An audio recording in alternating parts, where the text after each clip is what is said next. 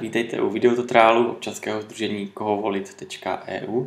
Dneska si ukážeme, jak si vložit volební kalkulačku snadno na váš web nebo blog a tím umožnit vašim čtenářům, aby si vyplnili volební kalkulačku a zjistili, koho by měli volit přímo ve vašem blogu nebo na vašem webu. Jak na to? Nejdříve přijdeme na web www.volebnikalkulačka.cz. Tady na hlavní stránce klikneme na vložit volební kalkulačku k sobě na web.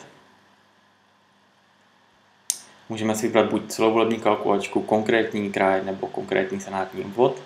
Já jsem z Plzně, takže si vyberu Plzeňský kraj. Vyberu si velikost, například mobilní. Skopíruji kód Ctrl+C.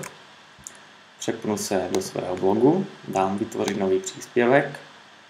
Nějak ho pojmenuju, například zjistěte, koho volit s volební kalkulačkou.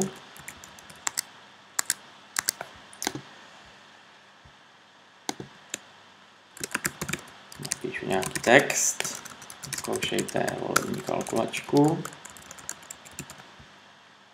Přepnu se do HTML editoru, což nemusí být v každém publikačním systému na stejném místě, ale vždy byste to měli někdy nalézt. Vložím skopírovaný kód Ctrl+V, přepnu se zpátky, už zde vidím kalkulačku. Napíšu poznámku, abych byl férový, že volební kalkulačku připravilo občanské sdružení kohovolit.eu a její plnou verzi najdete na www.volebnikalkulačka.cz a dám publikovat nebo pro jistotu ještě náhled. A vidím, že čtenáři si přímo na mém blogu už můžou začít vyplňovat kalkulačku. Velice jednoduché.